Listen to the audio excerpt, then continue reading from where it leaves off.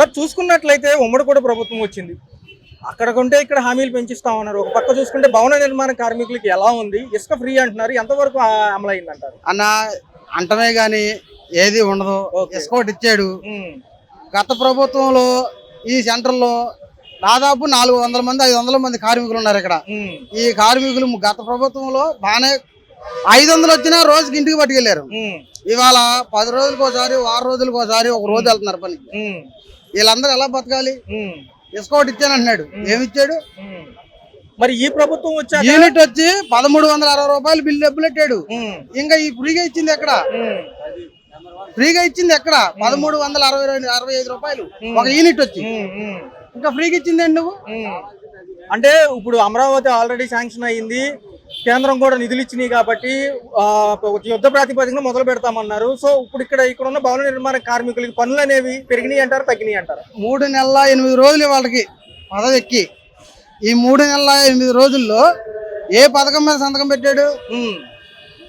అంటే ఇసుక ఒకటేనా కావాల్సింది జనాలకి? అన్ని రంగాలు సమకాలీన పద్ధతిలో తీసుకురావడానికి కొంత వ్యవధి అడుగుతున్నారు. పవన్ కళ్యాణ్ గారు ప్రతిదీ కూడా నాది బాధ్యత, నేనున్నాను, నేను మీ తరపు నుండి నేను మాట్లాడతాను అన్నాడు.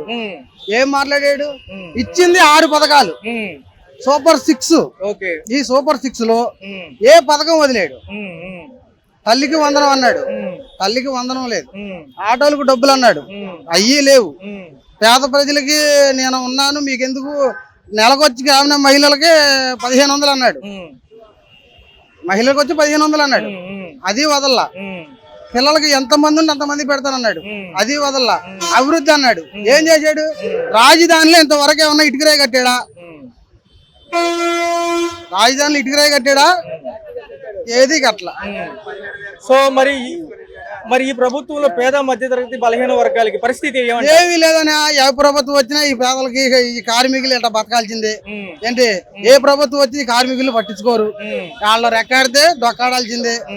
ఎవరైనా వచ్చి ఇక్కడ దాదాపు 1000 మంది ఉన్నారు పేదోళ్ళు.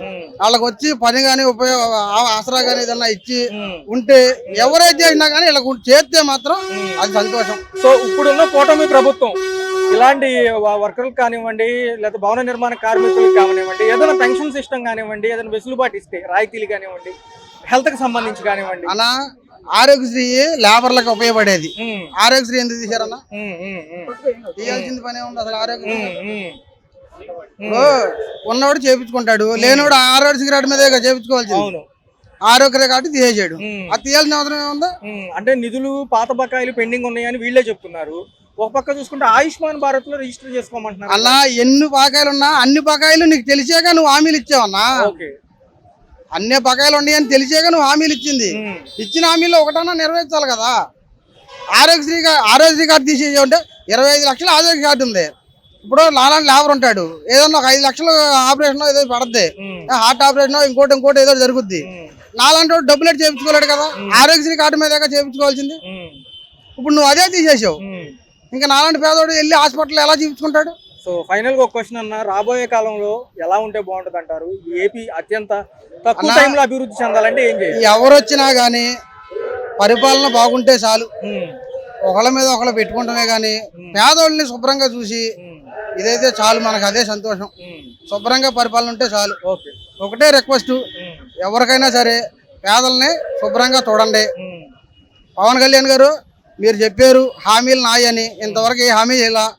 మిమ్మల్ని నమ్మి మేము ఓట్లేసాం. చంద్రబాబు నాయుడు చూసి ఓటేలా, మిమ్మల్ని నమ్మి ఓటేసాం. నువ్వు ఇచ్చిన హామీలని, నువ్వు ఇచ్చిన మాటల్ని నెరవేర్చుకో చాలు దయచేసి, అంతే. సార్ చూసుకున్నట్లయితే ఉమ్మడి కూటమి వచ్చింది, కొత్త ప్రభుత్వం.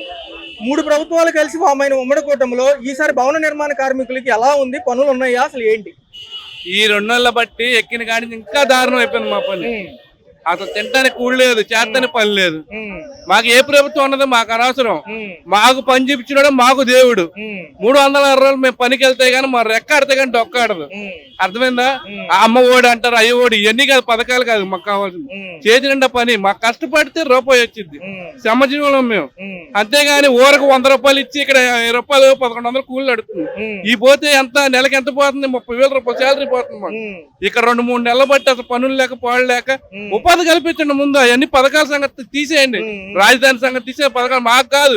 మాకు కావాల్సింది ఏంటి, మాకు ఉపాధి కావాలి. మేము పని చేసుకుంటే మాకు రూపాయి వచ్చింది, మా పిల్లలు మేము పోషించుకోగలం. అది మాకు కావాల్సింది. అంటే రాజధాని యుద్ధ ప్రాతిపదికన మొదలు పెట్టాము, నిధులు తెచ్చామంటున్నారు. అక్కడ మీకేమి ఎటువంటి పనులు దొరకలేదా? ఎక్కడండి ఒక్కళ్ళు తీసుకెళ్ళిన వాళ్ళు లేరు, కనీసం అసలు మా గురించి పట్టించుకున్న వాళ్ళు లేరు. అది మరి చూసుకుంటే ఉచిత ఇసుక అంటున్నారు, అది ఎంతవరకు సక్సెస్ అయిందంట? ఆ ఉచిత ఇసుక ఎవరికి ఇస్తున్నారు, ఎవరు తీసుకుంటున్నారు, మాకు ఎందుకండి? మాకు పని ఉందా లేదా? అది ఎటు వెళ్తుంది ఆ ఉచిత ఇసుక? ఆ ఇసుక అనేది వెళ్తుంటే మాకు ఇక్కడ ఉపాధి దొరకాలి కదా. ఇసుక అనేది వెళ్తుందంటే మాకు ఉపాధి దొరకట్లేదు. మేము ఎలా బతకాలి? కనీసం మాకు లోన్ల ప్రకారం ఇప్పుడు అన్సేతను ఒక 50,000 1,00,000 రూపాయలు లోన్లు అన్న ఇస్తుంటే కట్టుకుంటారా బాబు, సబ్సిడీ మీద ఏదైనా ఇస్తుంటే ఆ లోన్లు ఇస్తే సబ్సిడీ మీద అయినా కట్టుకొని బతుకుతాం. ఏది ఆధారం లేకుండా ఏ ప్రభుత్వం వచ్చినా మేము ఇంతే, మా బతికి ఇంతే. ఎవడైనా ఓట్ల ముందు వస్తాడు, పలకరించి వెళ్ళిపోతాడు.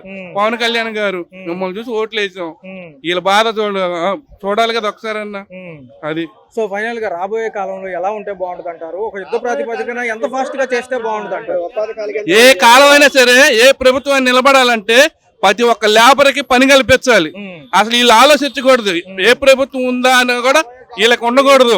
వర్క్ ఫుల్ గా ఉందనుకోండి, ఏ ప్రభుత్వం ఉంటే మాకేంటి ఓటేసేమో లేదు, అంతవరకే.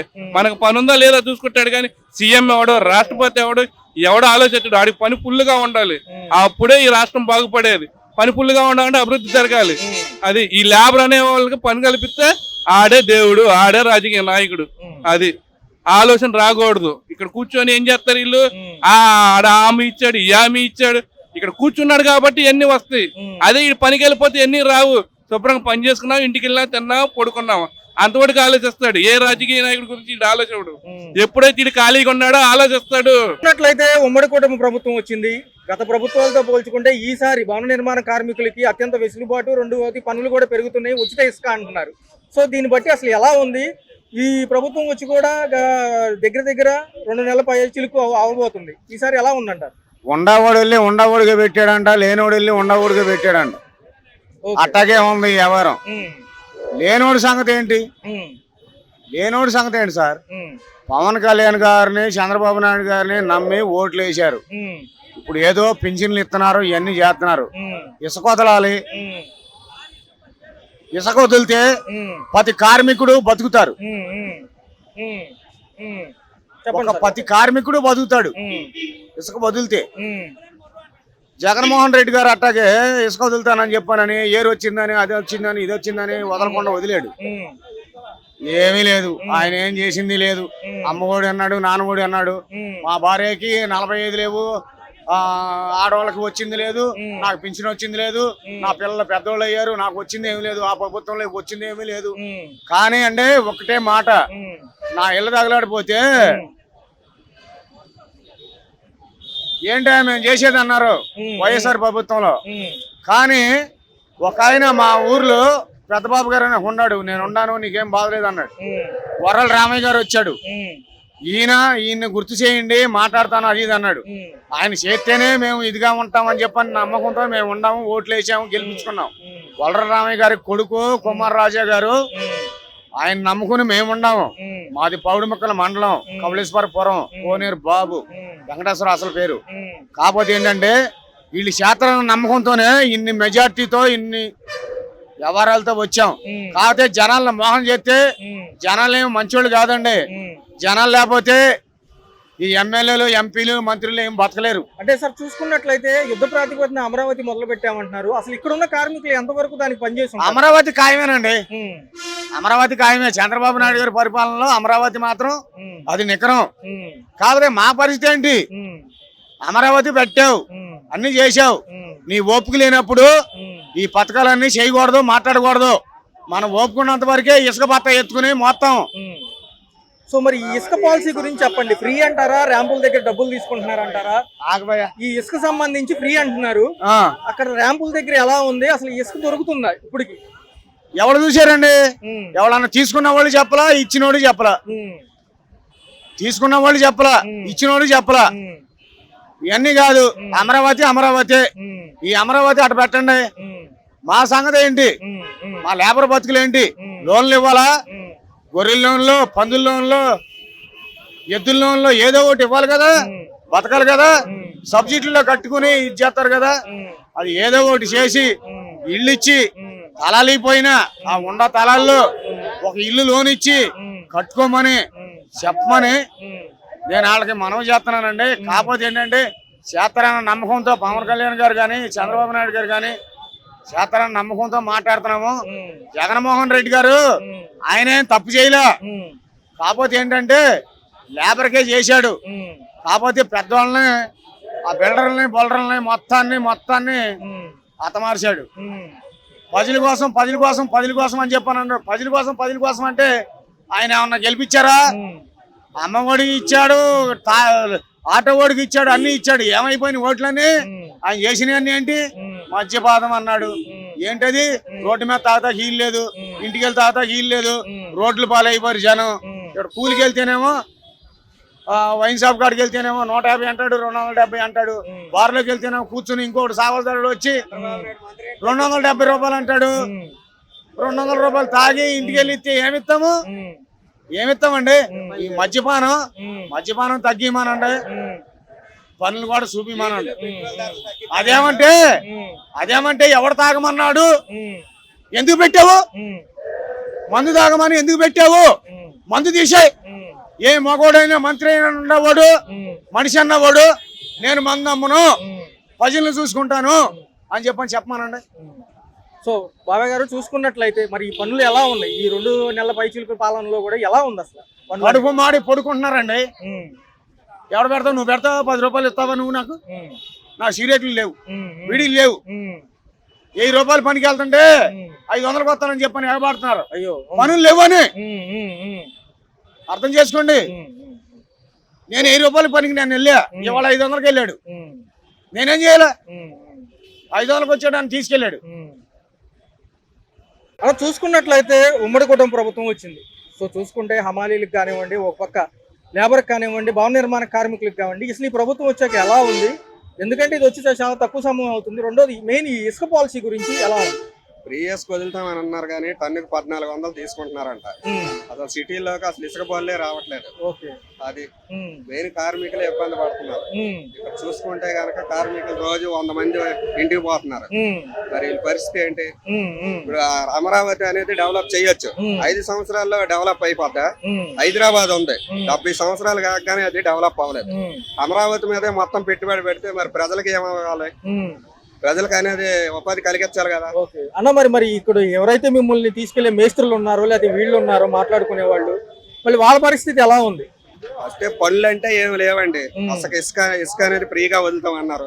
ఇసుక అనేది అసలు పోయినసారే బాగుంది అంటున్నారు. అసలు పిల్లర్లు గానీ, టాపీ మేస్త్రులు గానీ, ఇసుక విధానం జగన్ గారు ఉన్నప్పుడే కొంచెం బాగుంది.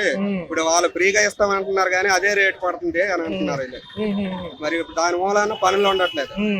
అది మరి చూసుకుంటే నిత్యావసర సరుకులు ధరలు నిత్యావసర సరుకులు పెరిగినాయి, అన్ని పెరిగినాయి. జగన్ గారు ఉన్నప్పుడు బాధుడే అన్నారు చంద్రబాబు నాయుడు గారు. పెట్రోల్ డీజిల్ ధరలు పెంచామని అన్నారు. మరి ఈయన తగ్గించాలిగా. ఇప్పుడు చాలా ఇట్లకి నేను వస్తే అన్ని తగ్గిస్తాను అన్నారు. ఈయన తగ్గించాలి. ఇవన్నీ తగ్గించడం కాదు, ముందు కార్మికులకి ఉపాధి అనేది కలిగించాలి. అది మెయిన్. చంద్రబాబు నాయుడు గారు రాజధాని మీదే దృష్టి కాదు. రాజధాని అనేది 5 సంవత్సరాలు 10 సంవత్సరాలకు అది పూర్తి అవ్వదు. హైదరాబాద్ అనేది 70 సంవత్సరాలు పట్టింది పూర్తి అయ్యేసరికి. అది చంద్రబాబు నాయుడు ప్రజల మీద దృష్టి పెట్టి ప్రజలకు ఏ హామీలు ఇస్తానన్నారో అవన్నీ నెరవేర్చండి. అలా అయితే మీకు మళ్ళీ ఓట్లు వేస్తారు. లేదంటే మళ్ళీ జగన్ గారు మంచి చేసిన కారికే పాతాళానికి తొక్కేశారు. అదే పరిస్థితి వచ్చింది చంద్రబాబు నాయుడుకి కూడా. ఇది నేను చెప్పేది. Please do subscribe to Telugu Rajyam channel. Please do subscribe to Telugu Rajyam channel. Please do subscribe to Telugu Rajyam channel. Hi అండి, నేను మీ ఆర్పీని, నెల్లూరు పెద్దారెడ్డి చేపల పులుసు ఓనర్ని. మీరు తెలుగు రాజ్యం అనే ఈ యూట్యూబ్ ఛానల్ సబ్స్క్రైబ్ చేసుకుని మంచి వీడియోలతో వస్తారు. Thank you so much. Hi people, I'm Sonakshi Verma and you please watch Telugu Rajyam and please subscribe to the channel.